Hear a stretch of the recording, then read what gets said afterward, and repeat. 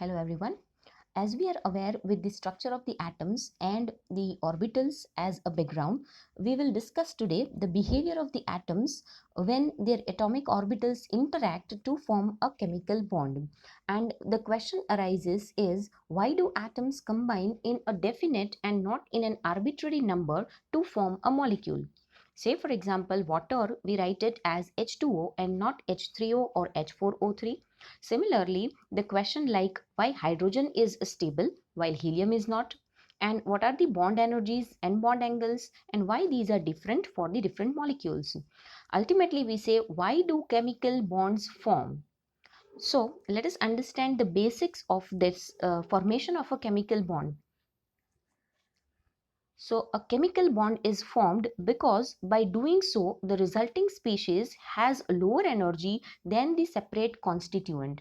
Now, we will understand this by taking an example of the formation of a molecule of a diatomic, say, hydrogen molecule. But let us understand this term as all the bonds, the chemical bond which is formed, it tries to acquire a stage where the energy of that particular molecule is minimum compared to the atoms that combine to form that molecule.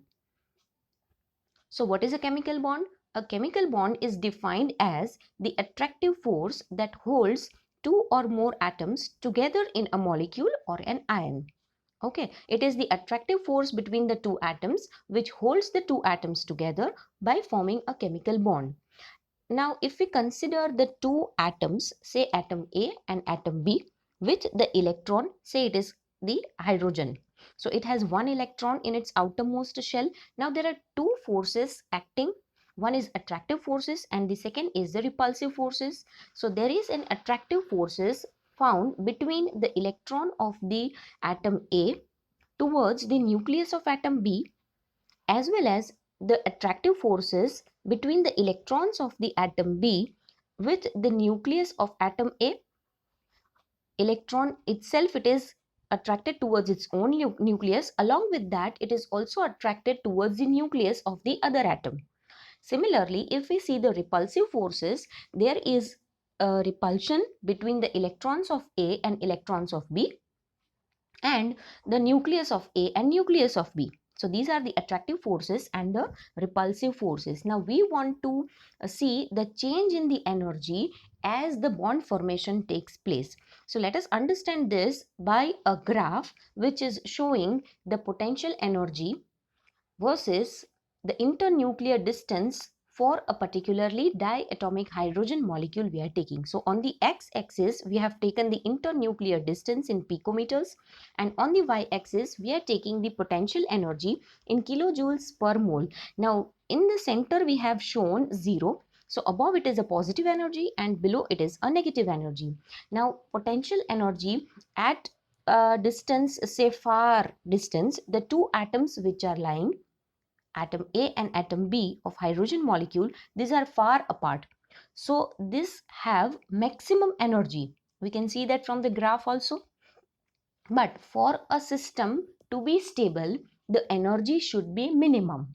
Okay. Now as the two atoms approaches each other, what happens is the internuclear distance decreases because of the attractive forces of the electrons towards the nucleus of the other atom.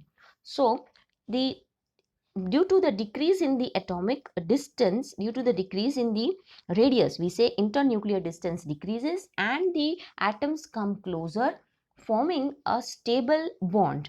Now this is at a particular point where the force of attraction and the force of repulsion are in equilibrium, are balanced. So the overlapping will be up to that point as shown. Above that, if it overlaps, it does not give the stable formation of a bond. So here, because here we say the repulsive forces predominates the attractive forces.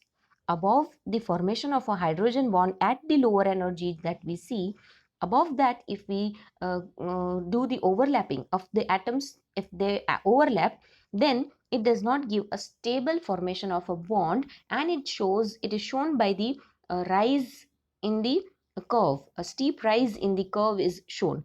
So on the x-axis we have taken the internuclear distance, that is actually the distance between the two nuclei, which we call it as the bond length or internuclear distance.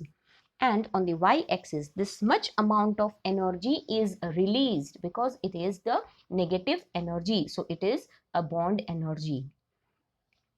Hence, we define the bond energy as the amount of energy which is released or given off per mole during the overlapping of the atomic orbitals of the atoms to form a bond is termed as bond energy, or it is also known as stabilization energy.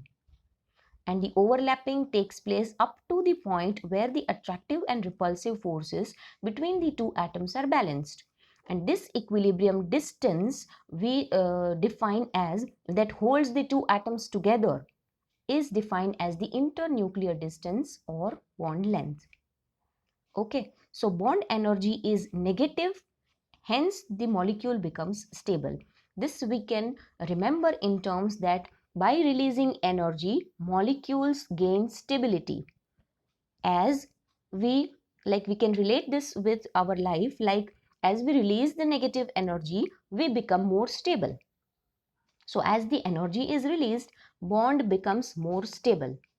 So it means that this much energy must be applied to separate the atoms in a molecule. So if we want to break the bond, we require the energy that is to be applied to the molecule so that the atoms can be separated. So we define bond energy as either the positive bond energy, that is the energy required to break a bond, and negative bond energy, that is the energy released when a bond is formed. Say we can take this example of a hydrogen molecule that requires around 436 kilojoules per mole energy for breaking a bond. Similarly, if we want to form a hydrogen molecule, the energy is released, that is minus 436 kilojoules per mole. Okay. Now bond energy is actually the strength of the bond. So strength of the bond is due to the charge on the atoms. So as the charge increases, the bond energy increases. Meaning charge increases in the sense it gives the more number of formation of a bond. So number of bond increases, say from single bond to double bond to triple bond. So single bond will have, as per, if we relate this to a bond length, then single bond will be longer compared to the double bond, and double bond will be longer compared to the triple bond. So triple bond will be shortest and single bond will be the longest bond. So if this is done according because of the charge increases and the number of bond increases. Now if we relate this to the bond length, we say number of bond increases, the bond length decreases, and as the length of the bond increases, we say the overlapping is more, the atoms are more closer towards each other, and hence we require more energy to break that particular bond. So bond energy increases as the number of bonds increases. Okay, so this is the concept of formation of a chemical bond, whereby we understand that the potential energy of a system should be minimum, it will be negative, and hence the stable bond is formed.